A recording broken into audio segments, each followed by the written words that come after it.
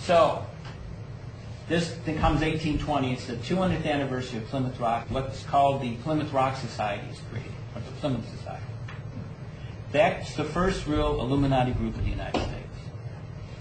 If you see the original members of it, as a matter of fact, it's so secret that it used to have a website. The minute people found out about it, it doesn't have a website anymore. So this is the core group of the Illuminati group. Now they look at what's going on around them, and of course by that time the North has switched its way mainly from slavery to debtor prisons. That is a very serious thing in Massachusetts and New York. So they decide that what they need to do is to use their new power, and they say, well, the issue now between the South and the North has now become a regional issue, is slavery. They say, we'll use slavery to break the liberals in the South, and then we'll take over. Because what will happen is this. The liberals will leave, and the old elite will take over after there's a war, which is exactly what happens. So they say, we've got to foment a war. How do we do this? Aha, we'll use the abolitionists. And that's what they do. Now these are very honest, sincere, but very naive people. And they have this concept. And so they use it to batter and batter the South because they want the South to do what it does. It takes, look at it, it takes them 40 years to do it. It wasn't easy. The South tried several times. Then the last decade before the Civil War, we have this massive beginnings of this break. After 1852, it's just a matter of when.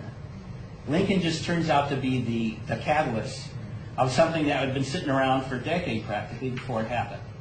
So the Civil War happens, and then the conservative Southerners realize that if they can somehow keep it going for a long period of time, they can thwart the Illuminati North through using England. And this leads to another little thing, is that what broke the blockade that prevented the British from creating freedom are the Russians, the Russian Navy. We repaid the Russians by buying Alaska in 1867. That's why history is, all the little stuff of history is, I like to read all that stuff.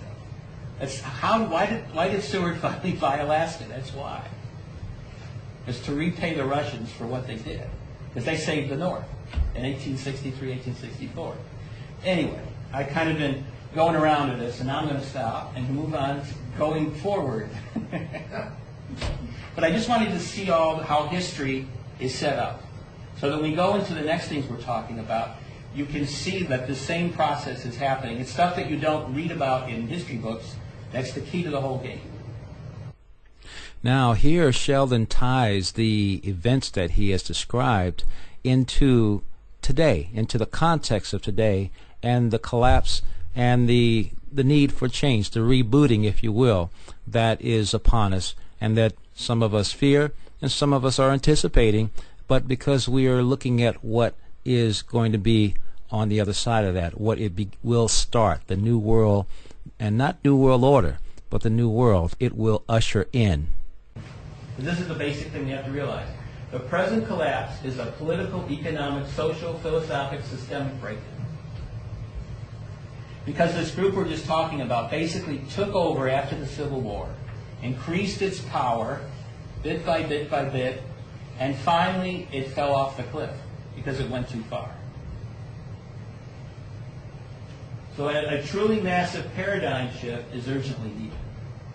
We have to restore ourselves back to what the liberal revolutionaries wanted in this country, which is the basis of what the true American Democratic Republic is all about.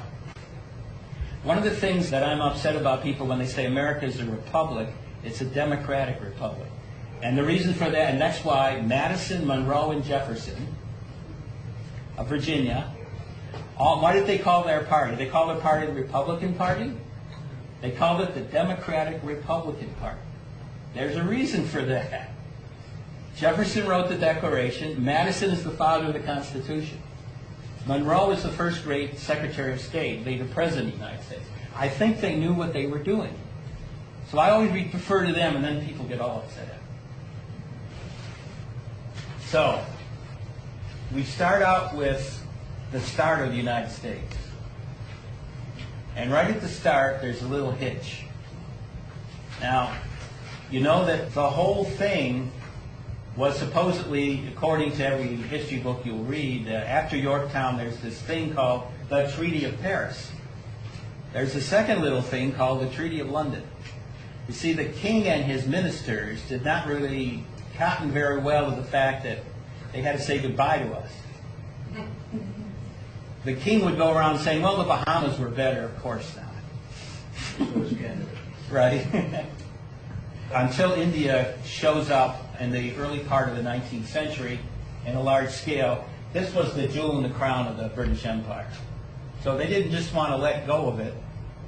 They'd done everything they could think of to keep it, but the whole process was that after certain things happened with the French, they had to let go. And they did it grudgingly. The last troops of England off of U.S. soil is 1795. That's like nearly 20 years after the start of the Revolution and a good 14 years after the Battle of Yorktown. So they did not leave easily. So the first part is that John Adams decides that they're having a hard time. It takes 3 years to get the Treaty of Paris after this whole thing is done. So finally in 1783, he goes to London and he spends a year with two other people who would later be part of the conservative group that we're talking about, industrialists. And so they make a deal with the king. And the deal has to do with repayments of monies, and it has to do with exactly what does this republic really have to do. And this still leaves a lot of power, technically, to the king.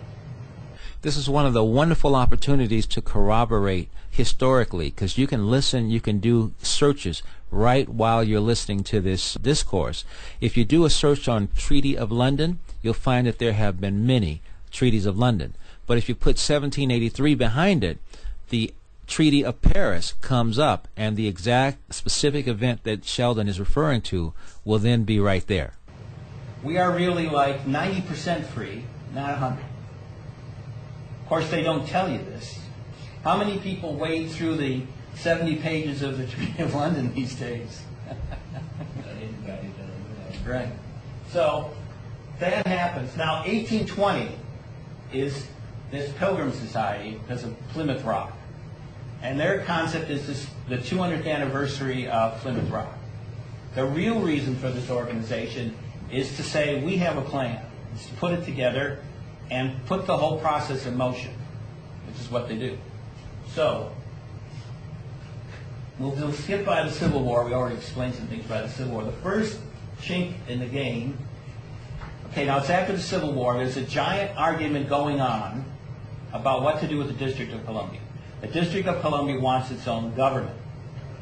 So what happens is they decide to grant it, but with a lot of little things, which makes the District of Columbia unique and is later to be used to incorporate it to create USA Corp. So really we should look at, there's two things we're going to be talking about eventually. There's USA, small u, small s, capital A, because it's A, America is a common noun that requires a capital, because it's a proper noun. And so theirs is capital U, capital S, capital A. Now, since they are a corporation and a fictitious person, everything they do has to be in capitals. So it's the United States of America, and you've gotten anything from the corporation, it's always in capitals. That's why. Because if they didn't put it in capitals, they would be against their own concepts. So 1871, they established basically this special district, which is the corporation headquarters. So it's really been around for 138 years. Now, the next major thing that they do, the Rockefeller family has many different groups, and so a couple of their senators come out and illegally pass income tax of the 16th Amendment. Both are illegal. Also, after the Civil War, there's 3 amendments passed, the 13th Amendment, the 14th, and the 15th. The original 13th Amendment is gotten rid of in 1867. They now say it doesn't exist, and the original amendment is the one that formally gets rid of slavery, which is the 13th Amendment. Wrong. The 13th Amendment should really be the 14th Amendment. The 14th Amendment should be gotten rid of, and then we go on to the 15th Amendment, and then the 16th Amendment should be gotten rid of.